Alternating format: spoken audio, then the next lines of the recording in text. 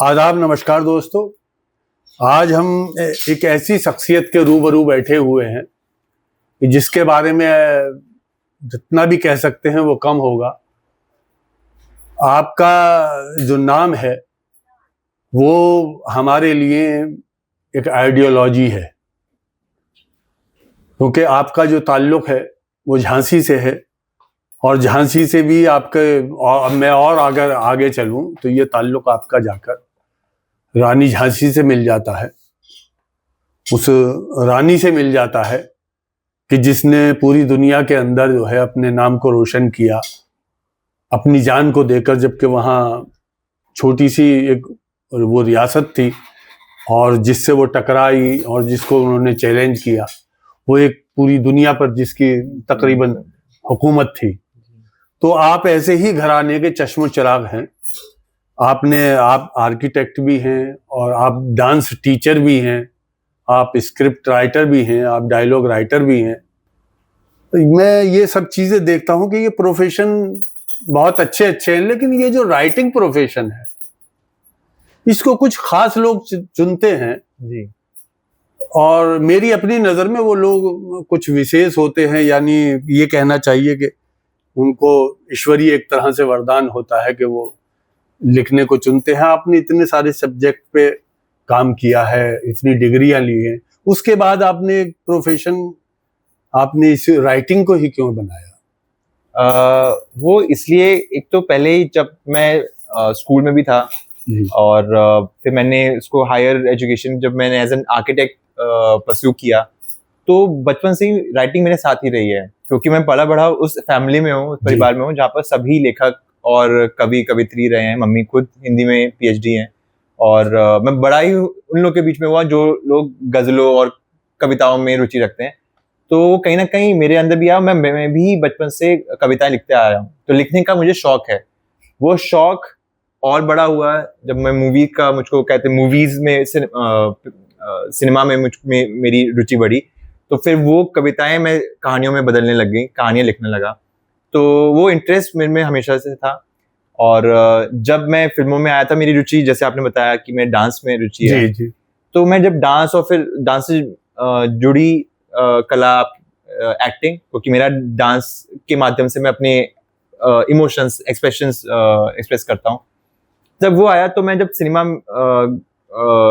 Film industry में जब आया तो मुझे था कि कहानी कहने का, लिखने का हमेशा से एक शौक रहा है। और फिर एक कहते हैं मकसद कि आपको आपके मन में कुछ कहानियां, कुछ ख्याल होते हैं, अब उसको जाया करने के लिए कुछ लिखना होता है।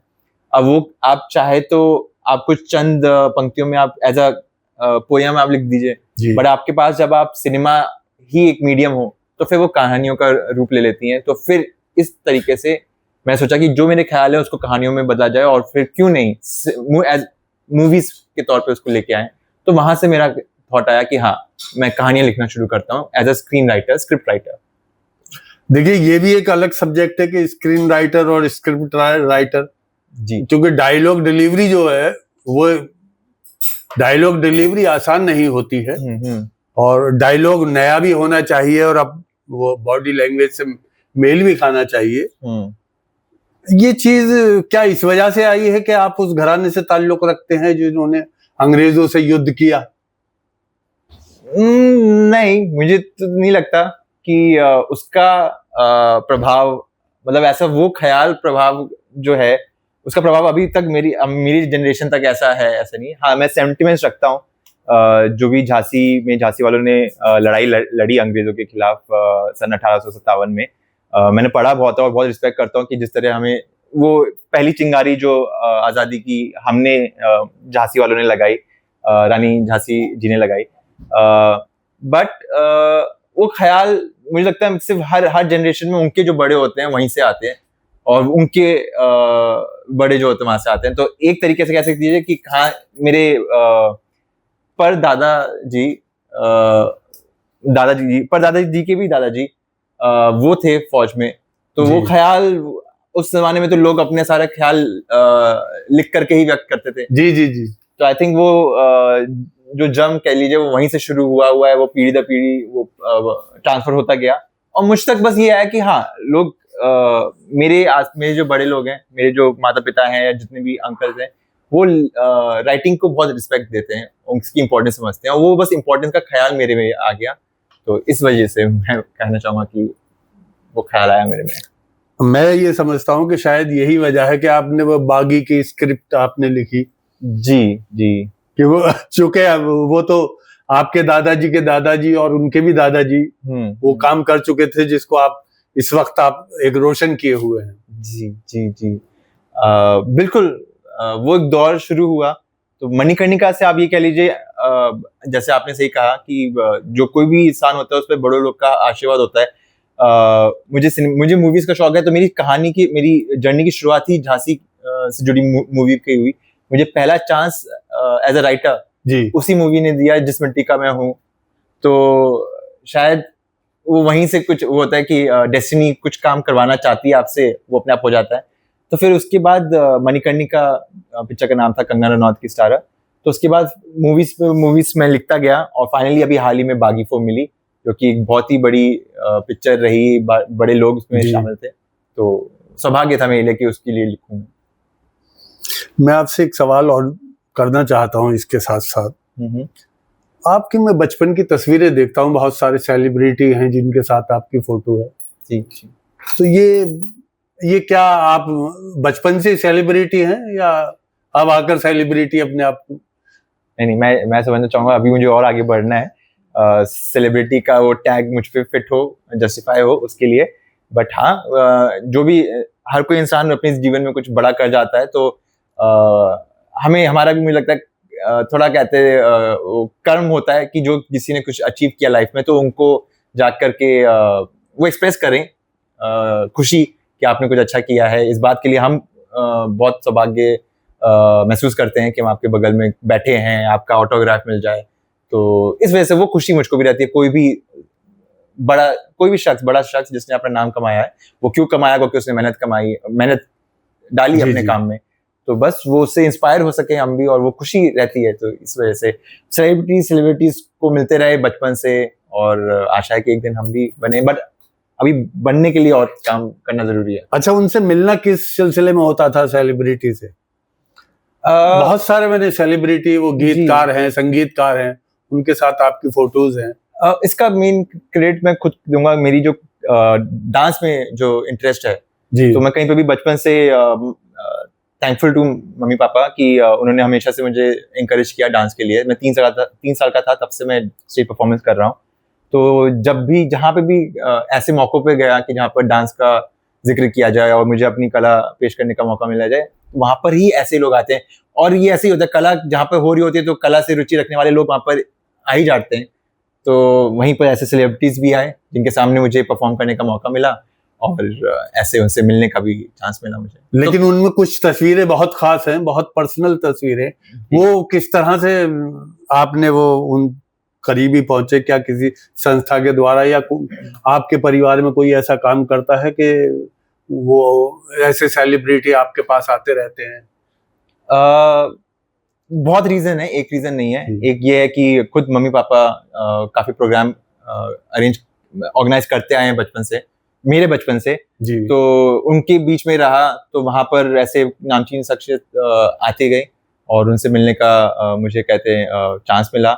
और कभी कुछ मैं बचपन से बहुत डांस प्रोग्रामों में, डांस कंपटीशन में मैंने परफॉर्म किया, यहाँ पे जजेस खुद सेलिब्रिटीज होते थे। जी। तब उनसे मिलना शुरू हुआ।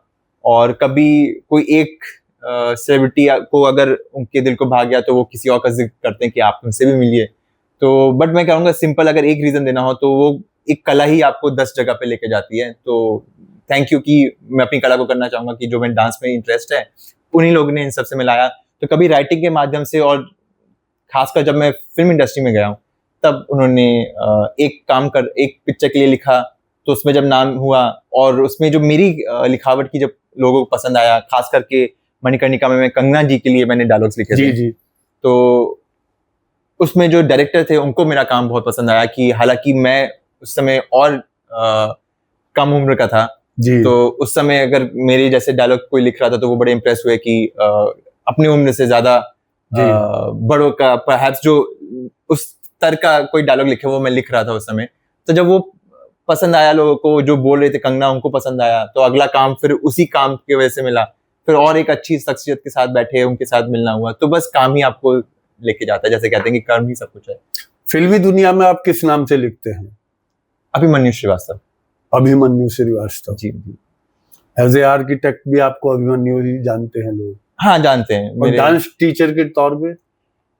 डांस टीचर के तौर पे जो भी मेरे साथ जुड़ा हुआ है, देखिए मैं बेसिकली डांसर ही हूँ, और जिनको नहीं आता वो मुझे टीचर बना लेते हैं कि आप सिखाइए। नहीं ऐसा तो नहीं है उनके लिए, बट हाँ मैं दिल्ली में काफी मैंने सिखाया है लोगों को, डांस टीचिंग भी किया है, खुद डांस करता हूँ, और जब कोई नजदीक कोई भी आता है बैठता है या हम लोग मिलते हैं किसी पार्टी में मिलते हैं तो नेचुरली कोई म्यूजिक बजता है तो मैं डांस करता हूँ, तो फिर लोगों को पता चल जाता है कि हाँ एक ये भी कला है मुझमें डांस का, तो फिर ऐसे मैं ये कह सकता हूँ कि आज हम ऐसे सेलिब्रिटी से मिल रहे हैं कि जिसकी अपनी पहचान है, पुरानी पहचान को वो अपने कांधों पे सजा के नहीं अपनी पहचान करा रहे, बल्कि अपनी पहचान से पुरानी पहचान को याद करा रहे हैं। आपका बड़प्पन होगा, आप ऐसा कहना चाहें, बट मतलब हाँ जो भी किया अपने बस सीरीज भी कोई लिख रहे हैं आप?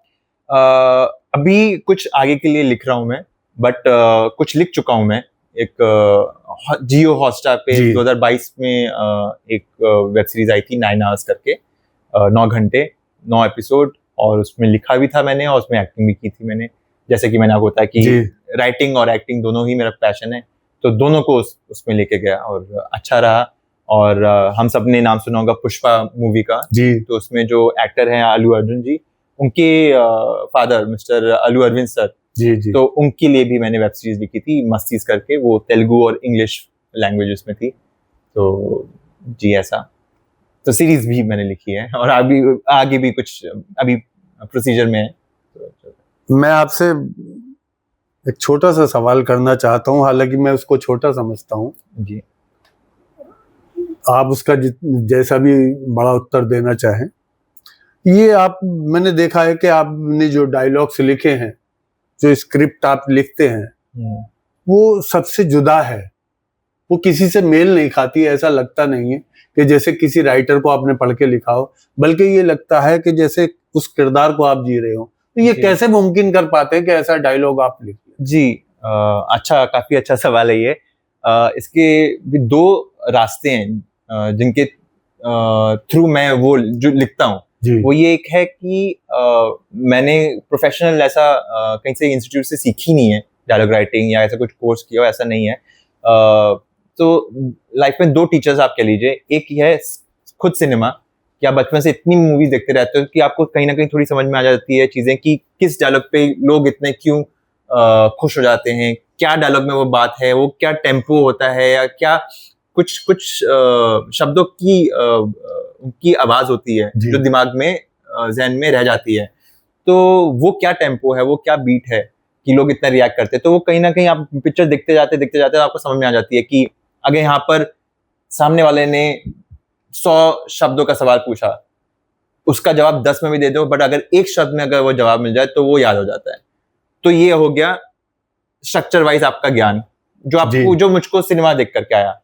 अब उसके अलावा आप किताबें पढ़ते हैं, आप और लेखक शायरों को सुनते हैं, अच्छी आपको शब्द हिंदी में शब्दकोश कहते हैं, आपका अपना बढ़ता चला जाता है।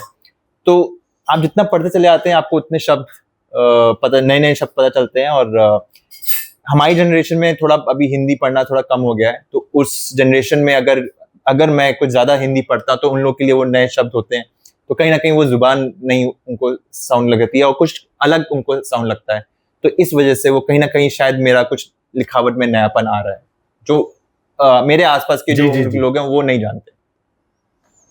हाँ, मैंने देखा है कि आपके डायलॉग्स जब वो आते हैं और अदाकार बोलता है तो उसमें नेचुरलिटी मैं देखता हूँ ज्यादा, और लगता है जैसे कि उसकी बॉडी भी वही डायलॉग बोल रही है। ये आसान तो होता नहीं जी, लेकिन मैंने अपनी रोशनी के लिए आपसे ये मालूम कर लिया, ताकि मैं भी अगर कभी, चूंकि शायरी भी एक डायलॉग ही है। जी, हर एक मिसरा जो है डायलॉग होता है, हर एक मिसरा।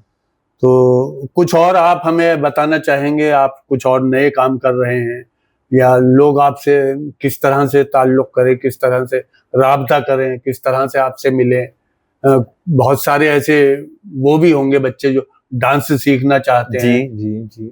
जो लोग डांस सीखना चाहते हैं, जैसे कि आपने बताया, नाम मेरा अभिमन्यु श्रीवास्तव है, कोई मुझ तक कांटेक्ट करना चाहे तो आपके माध्यम से, इस चैनल के माध्यम से कर सकते हैं। आप अपना वो अगर ईमेल आईडी देना चाहें तो आप दे सकते हैं।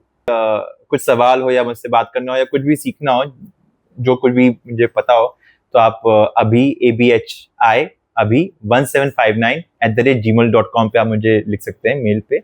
और अभिमन्यु श्रीवास्तव इंस्टाग्राम पे भी मैं हूँ, अभी 1759 के नाम से, तो आप लोग प्लीज कांटेक्ट करिएगा। और जी जी मैं चाहता हूँ कि आपकी ये काबिलियत आने वाली जनरेशन में भी पहुंचे, और आप चूंकि जो आपने ये राइटिंग में किया है, नयापन लेकर आए हैं। स्क्रिप्ट भी मैं देखता हूँ नई हो गई है, और सीरीज देखता हूँ, पहले जैसी वो सीरीज और फिल्में नहीं है, बल्कि फिल्मों से ज्यादा दिलचस्प सीरीज है। जी। मुझे लगता है कि कहीं ना कहीं इसके पीछे राइटर्स की बहुत ज्यादा मेहनत है, बहुत स्टडी है उसकी। जी ये मैं देखता हूं, तो हम तो यही कामना करते हैं ईश्वर से कि ईश्वर आपको जो है और कामयाबी की उस बुलंदी पर पहुंचाए कि सितारे भी आपको देखकर ये कहें कि एक स्टार आ रहा है हम में शामिल होने के लिए, हमारा नूर बढ़ाने के लिए। बहुत बहुत शुक्रिया आपका।